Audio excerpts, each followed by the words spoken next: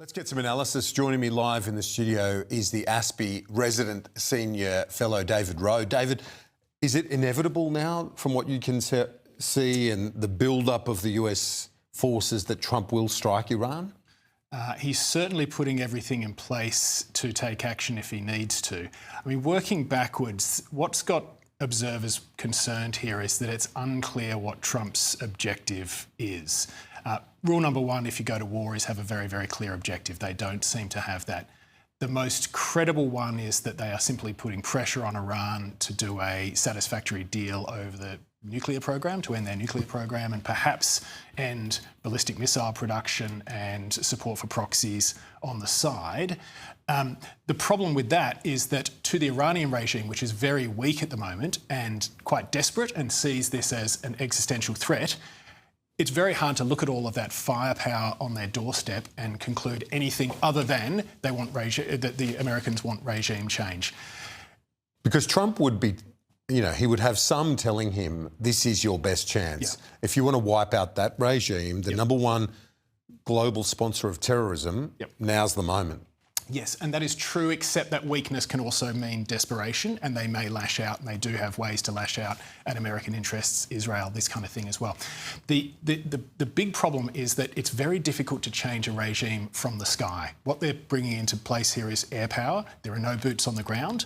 Saying we are going to topple the regime and bring something in that is going to be a better replacement, very, very hard to do from the air. Certainly never been done before. It'll be the mother of all of experiments if that's what they're trying to do now. We've got a fascinating standoff right now between, on another front, the Pentagon and Pete Hegseth, the Defence Secretary, and the AI company Anthropic. Yep.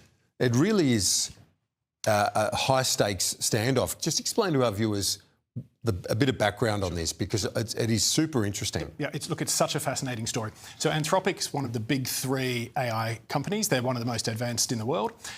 They have an existing contract to provide classified level AI capabilities to the Pentagon. They're the only company currently doing that. Contract is up for renewal. Pentagon and Pete Hegseth, the Defence Secretary, say, we want you to agree that we can use this for all lawful purposes. Anthropic is uncomfortable with either using it for quote-unquote killer robots, i.e. fully autonomous lethal capabilities. Or domestic use. Correct, or domestic surveillance, mass surveillance. Right. Not unreasonable demands. Pentagon isn't happy with that.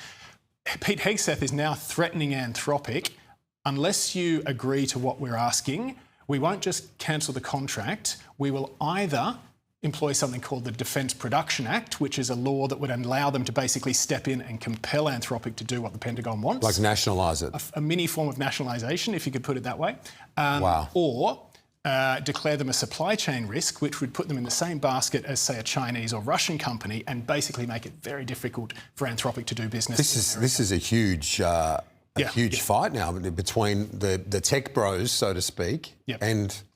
Yep, and it's widely been in the White House. It's counterproductive from the Trump administration, frankly. It sends a terrible signal to the tech industry, saying that we will bully you and coerce you if you do not do what we say, if you do business with us. There's also an interesting longer-term discussion that will come out of this, which is, if the AI industry is building kind of super intelligence, which is what they're talking about, almost sort of godlike intelligence that will be as good as anyone at anything and can be used, and can improve itself and all this kind of thing, is that something down the track that you want to be entirely in the hands of the private sector, or is there a role for the state, for the government as well? That's a longer-term conversation that I think will continue from this and won't go away. Yeah, indeed. And this is right at the leading edge of that conversation in a fractious way with the military right now. Thank you, David Wroe. We appreciate your insights as always. Thanks. No worries, Kieran.